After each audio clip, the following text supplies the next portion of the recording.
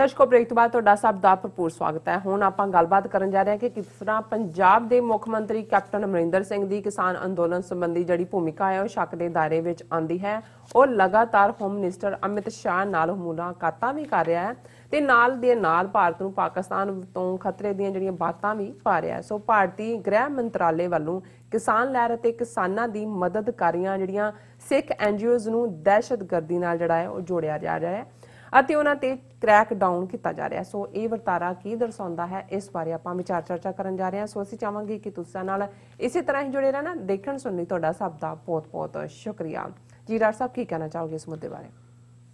देखो क्रिसमस आ रही है अच्छा और अक्सर ਜਿਹੜੀ बेशक इस ਦਾ ਸੰਬੰਧ ਜੀਸਸ ਦੇ ਜਨਮ ਨਾਲ ਜੁੜਿਆ ਹੋਇਆ ਹੈ अच्छा ਲੇਕਿਨ ਜਿਹੜੀ ਗੱਲ ਉਹਨਾਂ ਦੀ ਕਰੂਸੀਫਿਕਸ਼ਨ ਦੀ ਜਾਂ ਸਲੀਬ ਤੇ ਚੜਨ ਦੀ ਹੈ ਉਹਦੇ ਨਾਲ ਇੱਕ ਕਹਾਣੀ ਜਿਹਨੂੰ ਲਾਸਟ ਸਪਰ ਕਹਿੰਦੇ ਨੇ ਔਰ ਇਸ ਲਈ ਜਿਹੜਾ 13 ਦਾ ਹਿੰਸਾ ਹੈ ਉਹ ਕ੍ਰਿਸਚੀਅਨਸ ਦੇ ਵਿੱਚ ਜਿਹੜਾ ਉਹ ਮਾੜਾ ਮੰਨਿਆ ਜਾਂਦਾ ਹੈ। ਬਹੁਤ ਸਾਰੇ ਹੋਟਲਾਂ 'ਚ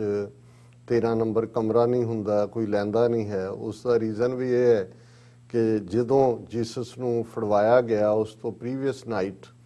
ਜਿਹੜਾ ਡਿਨਰ ਹੋਇਆ ਜਿਹਨੂੰ ਸਪਰ ਕਹਿੰਦੇ ਨੇ ਉਸ ਦੇ ਵਿੱਚ 13 ਬੰਦੇ ਸ਼ਾਮਲ ਸੀ ਔਰ ਬੇਸ਼ੱਕ ਉਹਨਾਂ 13 ਚੋਂ ਹੀ ਇੱਕ ਨੇ ਜਾ ਕੇ ਸੂਹ ਵੀ ਦਿੱਤੀ ਜੀਸਸ ਦੀ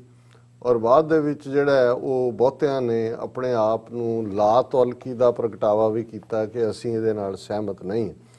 ਸੋ ਬਹੁਤ ਵਾਰ ਜਦੋਂ ਕੋਈ ਖੇਡ ਖੇਡੀ ਜਾ ਰਹੀ ਹੁੰਦੀ ਹੈ, ਕੋਈ ਮੂਵਮੈਂਟ ਚੱਲ ਰਹੀ ਹੁੰਦੀ ਹੈ ਤੇ ਇਹ ਸਵਾਲ ਅਕਸਰ ਪੁੱਛਿਆ ਜਾਂਦਾ ਹੈ ਕਿ ਭਾਈ ਕੌਣ ਜੂਡਨ ਰੈਟ ਬਣੇਗਾ, ਕੌਣ ਹੋਏਗਾ ਜਿਹੜਾ ਮੁਖਬਰੀ ਕਰੇਗਾ ਜਾਂ ਕੌਣ ਨਿਭੇਗਾ ਕੌਣ ਨਹੀਂ ਨਿਭੇਗਾ। ਔਰ ਹੁਣ ਦੇ ਇਸ ਸਿਨੈਰੀਓ ਦੇ ਵਿੱਚ ਵੀ ਕਿ ਵੀ ਜਾਂ ਬਹੁਤ ਵਾਰ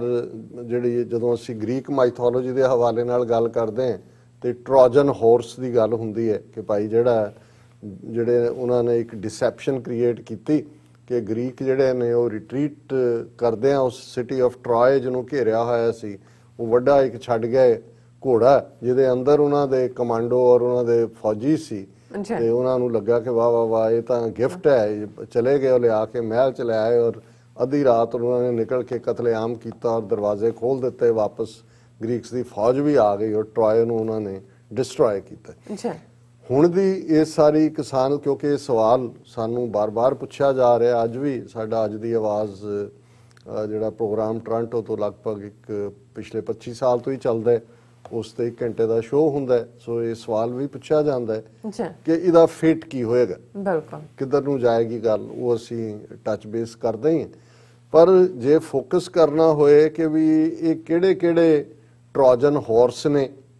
ਜਾਂ ਕਿਹੜੇ ਨੇ ਜਿਨ੍ਹਾਂ ਨੇ ਸਭ ਤੋਂ ਪਹਿਲਾਂ ਮੁਖਬਰੀ ਕਰਨੀ ਹੈ ਪਰ ਪ੍ਰੀਵੀਅਸ ਈਵਨਿੰਗ ਜਿਹੜੇ ਜੀਸਸ ਦੇ ਨਾਲ ਸੋਲੀਡੈਰਿਟੀ ਦਾ ਪ੍ਰਗਟਾਵਾ ਕਰ ਰਹੇ ਨੇ ਕਿ ਜੇ ਅਸੀਂ ਤੇਰੇ ਨਾਲ ਨਿਭਾਂਗੇ ਤੇ ਉਹਨਾਂ ਦੇ ਵਿੱਚ ਜਿਵੇਂ ਕਿਸਾਨ ਜਥੇਬੰਦੀਆਂ ਬਾਰੇ ਮੇਰਾ ਇਹ ਖਦਸ਼ਾ ਹੈ ਕਿ ਵੀ ਜਿਹੜੀਆਂ ਪੰਜਾਬ ਤੇ ਹਰਿਆਣੇ ਦੀਆਂ ਜਿਨ੍ਹਾਂ ਨੇ ਸ਼ੁਰੂਆਤ ਕੀਤਾ 30-32 ਜਥੇਬੰਦੀਆਂ ਨੇ ਉਹ ਤਾਂ ਸਿਰ ਜੋੜ ਕੇ ਬਹਿਣਗੀਆਂ ਕਿਉਂਕਿ ਉਹਨਾਂ ਨੂੰ ਨਜ਼ਰ ਵੀ ਆਉਂਦਾ ਵੀ ਪਿੱਛੇ ਵੀ ਬੈਠੇ ਨੇ ਔਰ ਉਹਨਾਂ ਨੇ ਇਸ ਨੂੰ ਦਿਆਨਤਦਾਰੀ ਦੇ ਨਾਲ ਉਹਨਾਂ ਨੇ ਸ਼ੁਰੂਆਤ ਕੀਤੀ ਹੈ ਸੰਘਰਸ਼। ਅੱਛਾ ਇਹ ਵੀ ਮੈਨੂੰ ਲੱਗਦਾ ਹੈ ਕਿ ਵੀ ਇਹ ਟਕੈਟ ਜਾਂ ਦੂਸਰੇ ਜਿਹੜੇ ਨੰਬਰ ਵਧਾਉਣ ਜਾਂ ਇਹਨੂੰ ਪੈਨ ਇੰਡੀਆ ਸਟਰਗਲ ਬਣਾਉਣ ਦੇ ਥੱਲੇ ਜਿਹੜੇ ਨਵੇਂ ਜੁਆਇਨ ਹੋ ਰਹੇ ਨੇ ਉਹਨਾਂ ਦੇ ਵਿੱਚੋਂ ਜਿਹੜੇ ਨੇ ਉਹ ਬਲੈਕ ਸ਼ੀਪ ਨਿਕਲਣਗੇ। ਪਰ ਜਿਹੜਾ ਇੱਕ ਵੱਡਾ ਬਲੈਕ ਸ਼ੀਪ ਔਰ ਜਿਹੜਾ ਮੈਂ ਸਮਝਦਾ ਹਾਂ ਕਿ ਵੀ ਇੱਕ ਭਲੇ ਫਾਰਮ ਦੇ ਇੱਕ ਸ਼ਕਲ ਦੇ ਵਿੱਚ ਭੇੜੀਆ ਵੁਲਫ ਹੈ ਉਹ ਹੈ ਕੈਪਟਨ ਅਮਰਿੰਦਰ।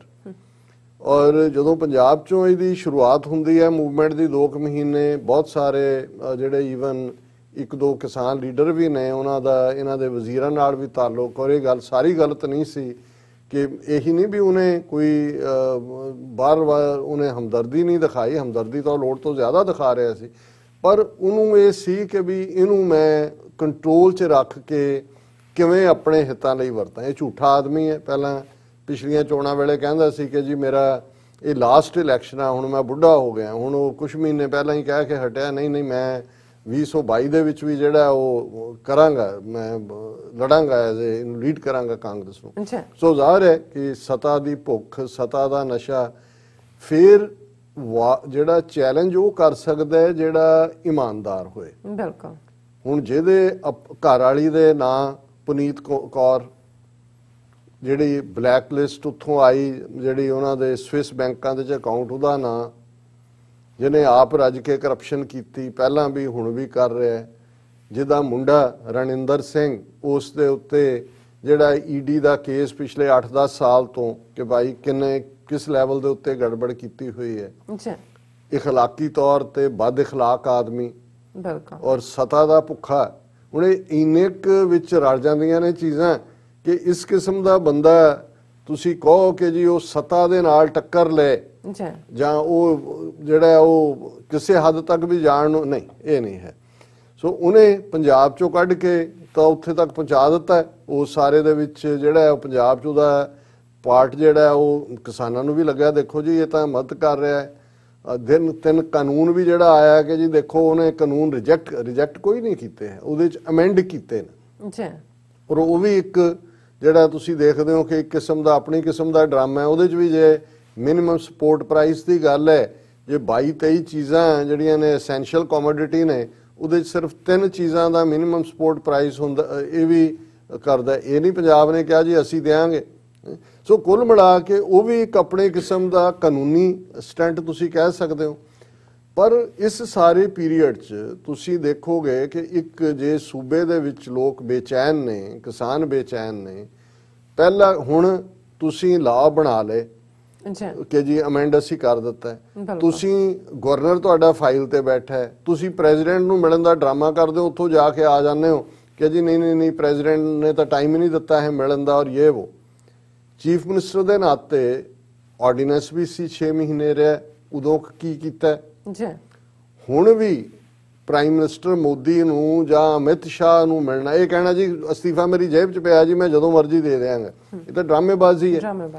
ਹੁਣ ਉਹ ਮਿਲਿਆ ਨਹੀਂ ਹੈ ਹੁਣ ਵੀ, ਲੇਕਿਨ ਅਮਿਤ ਸ਼ਾਹ ਨੂੰ ਜੇ ਹੁਣ 2-3 ਵਾਰੀ ਮਿਲਿਆ, ਪਰਸੋਂ ਵੀ ਮਿਲਿਆ, ਹੁਣ ਉਹਨੇ ਬਿਲਕੁਲ ਕਿਤੇ ਨਹੀਂ ਇਹ ਕਿਹਾ ਕਿ ਜੀ ਮੈਂ ਕਿਸਾਨਾਂ ਦਾ ਰਿਪਰੈਜ਼ੈਂਟੇਟਿਵ, ਮੈਂ ਇੱਕ ਉਸ ਸਟੇਟ ਤੋਂ ਜਿੱਥੋਂ 60% ਵੀਟ ਸੈਂਟਰਲ ਪੂਲ 'ਚ ਜਾਂਦੀ ਹੈ, 50% ਤੋਂ ਜ਼ਿਆਦਾ ਰਾਈਸ ਜਾਂਦਾ, ਮੈਂ ਮਿਲਣ ਆਇਆ। ਹੁਣ ਇਹ ਤੁਸੀਂ ਜਦੋਂ ਦੇਖੋਗੇ ਵੀ ਇਹ ਕਿਹੜਾ ਟਰੋਜਨ ਹਾਰਸ ਹੈ ਔਰ ਕਿਹੜਾ ਜਿਹਨੇ ਮੁਖਬਰੀ ਕਰਨੀ ਹੈ ਜੀਸਸ ਨੂੰ ਫੜਵਾਉਣ ਦੇ ਵਿੱਚ, ਜਾਂ ਇਸ ਸਾਰੀ ਮੂਵਮੈਂਟ ਦੇ ਨਾਲ ਜਿਹਨੇ, ਔਰ ਇਹਦੇ ਪੁਰਖਿਆਂ ਦੀ ਹਿਸਟਰੀ ਜਿੰਨੀ ਵਾਰੀ ਮੈਂ ਰਿਪੀਟ ਕਰਦਾ, ਮੈਨੂੰ ਤਾਂ ਇਹਨਾਂ ਦਾ ਪੁਰਖਾ 250 ਸਾਲ ਪਹਿਲਾਂ ਆਲਾ ਤੋਂ ਯਾਦ ਆ ਜਾਂਦਾ। ਆਲਾ ਸਿੰਘ ਜਿਹੜਾ ਅਬਦਾਲੀ ਦੇ ਨਾਲ ਜਿਹਨੇ ਹੈਂਡ ਜੁਆਇਨ ਕੀਤੇ ਘੱਲੂਘਾਰਾ ਕਰਵਾਉਣ ਕਿ ਵੀ ਮੈਨੂੰ ਰਾਜੇ ਦਾ ਟਾਈਟਲ ਦੇ ਦੇਣਾ। ਹੁਣ ਆਲਾ ਸਿੰਘ ਨੂੰ ਰਾਜੇ ਦਾ ਟਾਈਟਲ ਕੋਈ ਲੋਕਾਂ ਨੇ ਨਹੀਂ ਸੀ ਦਿੱਤਾ ਹੋਇਆ, ਉਹ ਅਬਦਾਲੀ ਨੇ, ਕਿਉਂਕਿ ਇਹ ਉਹਨਾਂ ਦਾ ਵੀ ਫਿਰ ਇਹੀ ਹਾਲ ਅੰਗਰੇਜ਼ਾਂ ਦੇ ਵੇਲੇ, ਇੱਕ ਪਾਸੇ ਸਿੱਖ ਜੂਝ ਰਹੇ ਸੀ ਆਜ਼ਾਦੀ ਦੇ ਲਈ, ਸਾਰਾ ਪੰਜਾਬ ਜੂਝ ਰਿਹਾ ਸੀ, ਇਹਨਾਂ ਦੇ ਵਡੇਰਿਆਂ ਨੇ ਅੰਗਰੇਜ਼ਾਂ ਦੀ ਸ਼ੈਲਟਰ ਲੈ ਕੇ ਆਪਣੀਆਂ ਰਿਆਸਤਾਂ ਬਚਾਈਆਂ, ਔਰ ਉਹਨਾਂ ਦੇ ਕੀ ਨਹੀਂ ਕੀਤਾ ਇਹਨਾਂ ਨੇ, ਬਦਕਾਰੀ ਕਿਸ ਲੈਵਲ ਦੀ ਸੀ, ਇਹੀ ਇਹਦੇ ਪਿਓ ਨੇ ਕੀਤਾ 47 ਦੇ ਵਿੱਚ। ਯਾਦਵਿੰਦਰ ਸਿੰਘ ਜਿਹੜਾ ਚੈਂਬਰ ਆਫ ਪ੍ਰਿੰਸਿਸ ਦਾ ਚਾਂਸਲਰ ਸੀ, 570 ਦੇ ਕਰੀਬ ਮਹਾਰਾਜੇ ਰਾਜੇ ਉਹ ਦੇਖ ਰਹੇ ਸੀ ਕਿ ਵੀ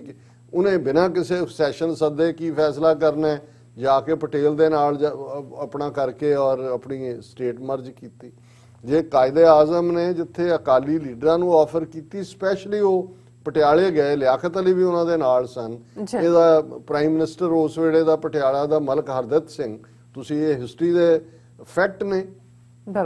ਉਹਨਾਂ ਨੇ ਕਿਹਾ ਕਿ ਭਾਈ ਇਹ ਪਟਿਆਲੇ ਦੀ ਵੱਡੀ ਰਿਆਸਤ ਸੀ ਕਿ ਭਾਈ ਇਵੇਂ ਤੁਸੀਂ ਕਰ ਲਓ, ਔਰ ਇਹ ਸਿੱਖਾਂ ਦੇ ਲਈ ਆਪਸ਼ਨਸ ਨੇ, ਔਰ ਅਦਰਵਾਈਜ਼ ਤੁਹਾਨੂੰ ਇਹ ਦੁਖੀ ਕਰਨਗੇ। ਤੇ ਉਹ ਅਜੇ ਗਏ ਨੇ ਅਗਲੇ ਦਿਨ ਤੇ ਇਹਨੇ ਨਹਿਰੂ ਨੂੰ ਜਾ ਦੱਸਿਆ ਕਿ ਜੀ ਇਹ ਪਾਰਟ ਹੈ। ਸੋ ਕੁੱਲ ਮਿਲਾ ਕੇ ਜਦੋਂ ਤੁਸੀਂ 250 ਸਾਲ ਦਾ ਇਹਨਾਂ ਦਾ ਦੇਖਦੇ ਹੋ, ਫਿਰ ਮੈਨੂੰ ਇਹ ਲੱਗਦਾ ਹੈ ਵੀ ਅਲਟੀਮੇਟਲੀ ਜਿਹਦੇ ਤੇ ਅਜੇ, ਕਿਉਂਕਿ ਬੜੇ ਆਰਾਮ ਨਾਲ ਬੈਠਾ, ਕੋਈ ਇਹਦੇ ਤੇ ਸਸਪੀਸ਼ਨ ਨਹੀਂ ਕਰ ਰਿਹਾ, ਅਕਾਲੀਆਂ ਨੂੰ ਭੰਡਿਆ ਜਾ ਰਿਹਾ, ਜਿਹੜਾ ਰਾਈਟਲੀ ਸੋ ਵੀ ਤੁਸੀਂ ਤਾਂ ਬੀਜੇਪੀ ਦੇ ਨਾਲ ਸੀ, ਔਰ ਇੱਕ ਦੂਸਰੇ ਦੇ ਉੱਤੇ pot shot Aam Aadmi party ਔਰ ਕਾਂਗਰਸ ਲੈ ਰਹੀ ਹੈ। ਹੁਣ ਜਦੋਂ ਕਿ 1 ਮਹੀਨਾ ਹੋ ਚੱਲਿਆ, ਇਹ ਉੱਥੇ ਜਾਂਦਾ ਹੈ, ਬਜਾਏ ਕਿ ਇਹ ਗੱਲ ਕਰੇ ਕਿ ਵੀ ਕਿਸਾਨਾਂ ਦੇ ਇਸ਼ੂ ਨੂੰ ਰਿਜ਼ੋਲਵ ਕਰੋ, ਮੈਂ ਆਇਆ ਐਜ਼ ਏ ਚੀਫ ਮਿਨਿਸਟਰ, ਇਹਨੇ ਹੁਣ ਵੀ ਇਹ ਬੋਗੀ ਖੜੀ ਕੀਤੀ ਹੋਈ ਹੈ ਕਿ ਜੀ ਗਵਾਂਢੀ ਦੇਸ਼ ਪਾਕਿਸਤਾਨ, ਉਹਨਾਂ ਦੀਆਂ ਏਜੰਸੀਆਂ ਫਾਇਦਾ ਲੈਣਗੀਆਂ, ਉਹ ਆਲਰੇਡੀ ਅਜੀਤ ਡੋਵਲ ਦੇ ਨਾਲ ਇਹ ਮਿਲ ਕੇ ਚੱਲ ਰਿਹਾ ਹੈ। ਔਰ ਜਿਵੇਂ ਅਸੀਂ ਡਿਸਕਸ ਕੀਤਾ ਸੀ ਕਿ ਪਿਛਲੇ ਦਿਨਾਂ ਦੀਆਂ ਜੇ ਤੁਸੀਂ ਖਬਰਾਂ ਦੇਖੋ कि AK-47 rifle magazine found in Gurdaspur area where drone dropped consignment. असी ये खबर डिस्कस की सी कि पहला उन्होंने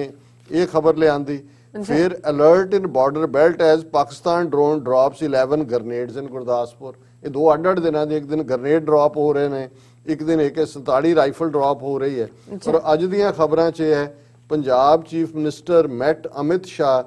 to discuss internal security issues, ये खबर है। और ये है कि भाई उन्होंने कहा कि मैं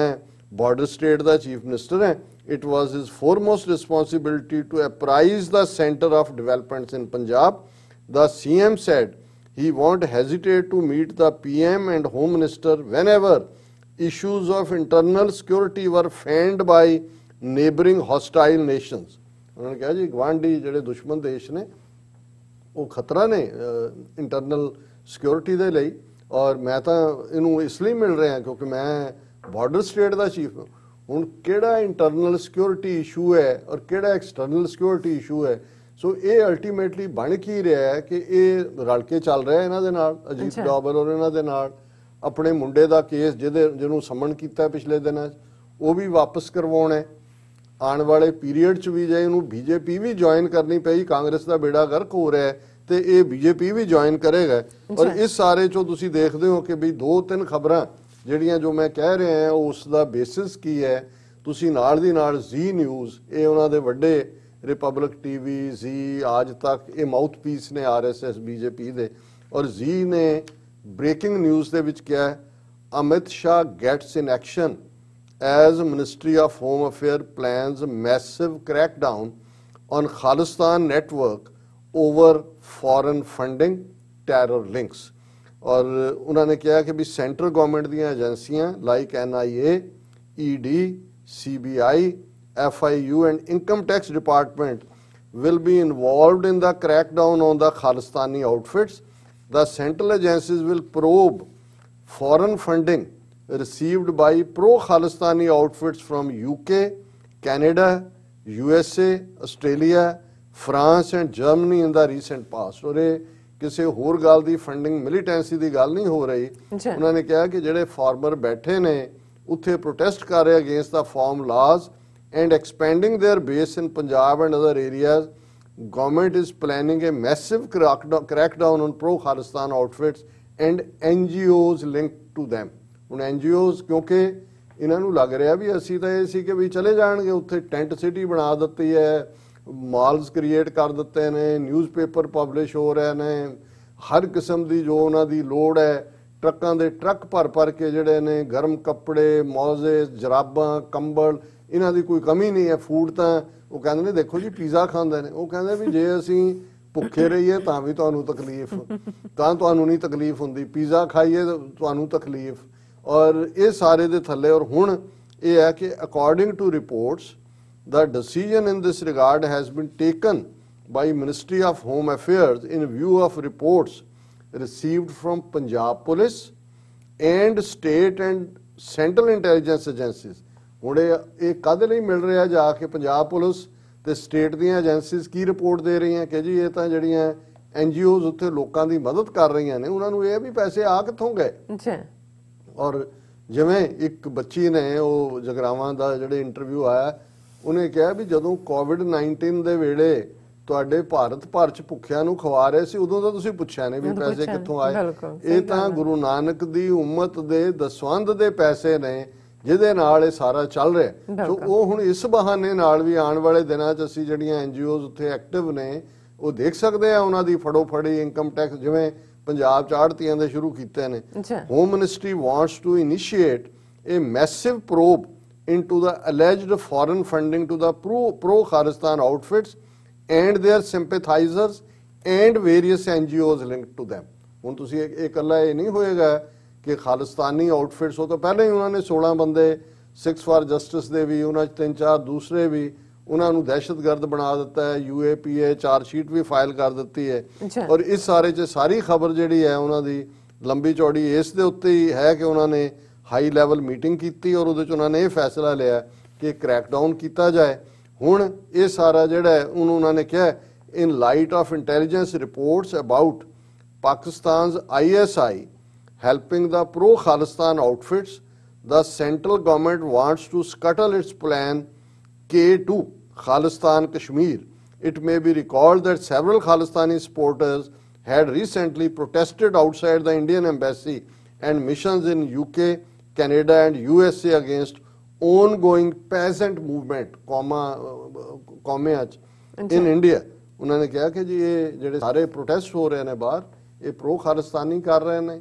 ਇਹਨਾਂ ਦੇ ਨਾਲ ISI ਹੈ ISI ਦਾ ਮਿਸ਼ਨ 2K ਖਾਲਿਸਤਾਨ ਕਸ਼ਮੀਰ ਔਰ ਇਹ ਜਿਹੜੀਆਂ ਇੱਥੇ ਇਹਨਾਂ ਦੀਆਂ NGOs ਨਾਨ ਗਵਰਨਮੈਂਟਲ ਆਰਗੇਨਾਈਜੇਸ਼ਨਸ ਹੈਲਪ ਕਰ ਰਹੀਆਂ ਇਹ ਸਾਰੀਆਂ ਜਿਹੜੀਆਂ ਨੇ ਇਹ ਦਹਿਸ਼ਤਗਰਦ ਆਊਟਫਿਟਸ ਨੇ ਔਰ ਇਹ ਸਾਰੇ ਜਿੰਨੇ ਉਹਨਾਂ ਦੇ ਮਹਿਕਮੇ ਨੇ ਤੁਸੀਂ ਆਉਣ ਵਾਲੇ ਦਿਨਾਂ 'ਚ ਦੇਖੋਗੇ ਕਿ ਬੜੇ ਜ਼ੋਰਦਾਰ ਲੈਵਲ ਦੇ ਉੱਤੇ ਫੜੋ ਫੜੀ ਔਰ ਉਹਨਾਂ ਦੇ ਅਕਾਊਂਟ ਬੈਨ ਜਿਹੜੀ ਵੀ ਹੈ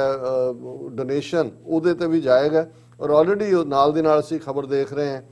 NIA ਅਰੈਸਟ ਐਬਸਕੌਂਡਿੰਗ ਖਾਲਿਸਤਾਨੀ ਟੈਰਰਿਸਟ ਗੁਰਜੀਤ ਸਿੰਘ ਨਿੱਜਰ ਹੁਣ ਅੱਜ ਇਹ ਗੁਰਜੀਤ ਸਿੰਘ ਨਿੱਜਰ ਜਿਹੜਾ ਸਾਈਪਰਸ ਦੇ ਵਿੱਚ ਰਹਿੰਦਾ ਹੈ ਉਹ ਜਦੋਂ ਦਿੱਲੀ 에ਅਰਪੋਰਟ ਦੇ ਉੱਤੇ ਉਤਰਿਆ ਤੇ ਉਹਨਾਂ ਨੇ ਉਹਨੂੰ ਫੜ ਲਿਆ ਉਹਨਾਂ ਨੇ ਕਿਹਾ ਜੀ ਤੂੰ ਫਲਾਣੇ ਸਨ ਦੇ ਵਿੱਚ ਜਿਹੜਾ ਉਹ ਗਿਆ ਸੀ ਤੇਰੇ ਤੇ ਇਹ ਕੇਸ ਹੈ ਹਾਲਾਂ 2017 ਤੋਂ ਇਹ ਗੁਰਜੀਤ ਸਿੰਘ ਨਿੱਜਰ ਜਿਹੜੇ ਨੇ ਉਹ ਸਾਈਪਰਸ ਦੇ ਵਿੱਚ ਰਹਿੰਦੇ ਨੇ ਔਰ ਉਹਨੇ ਕਿਹਾ ਜੀ ਉਹਨੂੰ ਅਸੀਂ ਸਪੈਸ਼ਲ ਕੋਰਟ ਦੇ ਸਾਹਮਣੇ ਪ੍ਰੋਡਿਊਸ ਕਰ ਰਹੇ ਹਾਂ ਔਰ ਉੱਥੇ ਫਿਰ ਮੁੰਬਈ ਲੈ ਕੇ ਜਾਵਾਂਗੇ for further investigation so already ਜਿਹੜਾ ਇਹਨਾਂ ਦੀ ਮਿਨਿਸਟਰੀ ਆਫ ਹੋਮ ਅਫੇਅਰਸ ਔਰ ਇਹ ਟ੍ਰੋਜਨ ਹਾਰਸ ਇਹ ਮੁਖਬਰ ਇਹਨਾਂ ਦਾ ਨਾਲ ਹੈ ਔਰ ਹਾਲਤ ਇੱਕ ਪਾਸੇ ਤਾਂ ਇਹ ਹੈ ਕਿ ਬਾਹਰਲੇ ਸਿੱਖਾਂ ਨੂੰ ਹਰਾਸ ਕਰਨ ਲਈ 에ਅਰਪੋਰਟ ਤੇ ਉਤਰਦਿਆਂ ਫੜੋ ਫੜੇ ਦੀ ਲਾਈਨ ਹੈ ਔਰ ਉੱਥੇ ਹੀ ਪੰਜਾਬ ਹਰਿਆਣਾ ਹਾਈ ਕੋਰਟ 'ਚ ਪੰਜਾਬ ਗਵਰਨਮੈਂਟ ਇਹ ਐਡਮਿਟ ਕਰਦੀ ਹੈ ਕਿ 103 ਉਹ ਪੁਲਸੀਏ ਜਿਨ੍ਹਾਂ ਨੇ ਝੂਠੇ ਪੁਲਿਸ ਮੁਕਾਬਲਿਆਂ 'ਚ ਮੁੰਡੇ ਮਾਰੇ ਹੋਰ ਜਿਨ੍ਹਾਂ ਨੂੰ ਇਹਨਾਂ ਦੀਆਂ ਕੋਰਟਸ ਨੇ ਕਨਵਿਕਟ ਕੀਤਾ ਹੈ ਉਹ ਆਪਣੀਆਂ ਨੌਕਰੀਆਂ ਦੇ ਉੱਤੇ ਕੰਮ ਕਰ ਰਹੇ ਨੇ ਔਰ ਇਹ ਖਬਰ ਹੈ 103 cops convicted in criminal cases still in service Punjab tells high court ਜਿਸ ਪੰਜਾਬ ਦਾ ਇਹ ਜਿਹੜਾ ਦਲਾਲ ਇਹਨਾਂ ਦਾ ਅਜੀਤ ਡੋਭਲ ਔਰ ਅਮਿਤ ਸ਼ਾਹ ਦਾ ਅਮਰਿੰਦਰ ਚੀਫ ਮਿਨਿਸਟਰ ਹੈ ਉਹਦੀ ਹਕੂਮਤ ਪੰਜਾਬ ਹਰਿਆਣਾ ਕੋਰਟ 'ਚ ਕਹਿ ਰਹੀ ਹੈ in an astounding revelation the Punjab government has told Punjab and Haryana High Court that no less than 103 convicted police functionaries including 3 SPs and 2 DSPs were continuing in service ਘੱਟੋ ਘੱਟ 103 ਮਤਲਬ ਹੋਰ ਵੀ ਹੋਣਗੇ not less than ਗਏ ਉਹਨਾਂ ਦੇ ਵਿੱਚ SP ਵੀ ਨੇ 3 2 DSP ਵੀ ਨੇ ਔਰ ਇਹ ਕੱਲ ਐਫੀਡੇਵਿਟ ਫਾਈਲ ਕਰਕੇ ਕਹਿ ਰਹੇ ਨੇ an affidavit filed before the court by department of home affairs and justice makes it clear that some police officials were even convicted in drug cases but continued in service after the suspension of conviction. ਜਦੋਂ ਤੁਸੀਂ convict ਹੁੰਦੇ ਹੋ appeal ਕੀਤੀ ਉਹਨਾਂ ਨੇ suspend ਕਰਤੀ conviction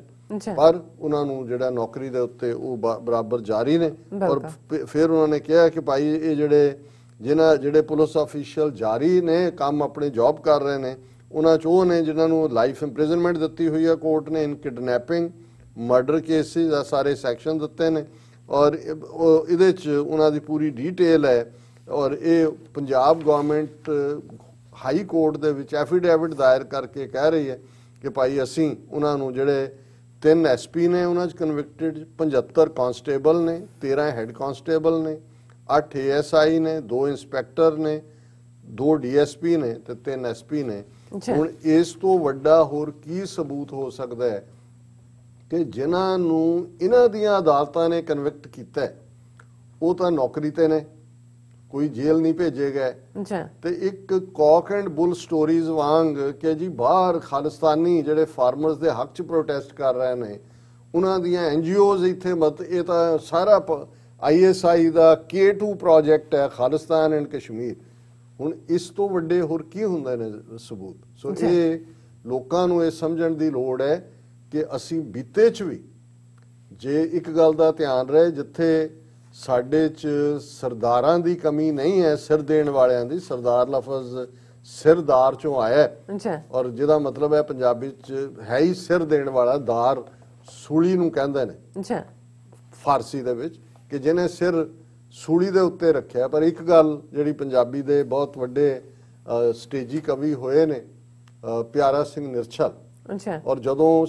ਜਿਹੜੇ ਡੋਗਰੇ ਸਨ, ਰਣਜੀਤ ਸਿੰਘ ਦੇ ਦਰਬਾਰ 'ਚ ਧਿਆਨ ਸਿੰਘ, ਗੁਲਾਬ ਸਿੰਘ, ਸੁਚੇਤ ਸਿੰਘ, ਜੰਮੂ ਦੇ ਰਹਿਣ ਵਾਲੇ, ਜਿਨ੍ਹਾਂ ਨੇ ਆਪਣੇ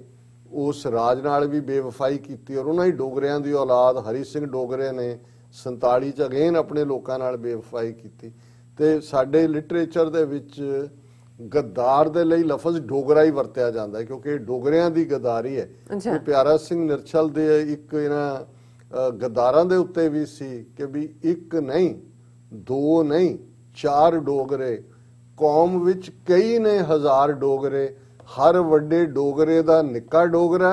ਹਰ ਨਿੱਕੇ ਡੋਗਰੇ ਦੇ ਕਈ ਯਾਰ ਡੋਗਰੇ। ਸੋ ਜਿੱਥੇ ਸਰਦਾਰਾਂ ਦੀ ਫੌਜ ਹੈ ਸਿਰ ਦੇਣ ਵਾਲਿਆਂ ਦੀ, ਉੱਥੇ ਇਹ ਡੋਗਰਿਆਂ ਦੀ ਵੀ ਫੌਜ ਹੈ। ਔਰ ਇਹ ਡੋਗਰਿਆਂ ਦਾ ਇਸ ਵੇਲੇ ਜੇ ਮੈਨੂੰ ਕੋਈ ਇਹ ਝੋਟਾ ਸਰਦਾਰ ਲੱਗਦਾ ਤੇ ਇਹੀ ਬਦ ਇਖਲਾਕ, ਬਦ ਕਲਾਮ, ਬਦ ਰੂਹ, ਬਦ ਨਾਮ,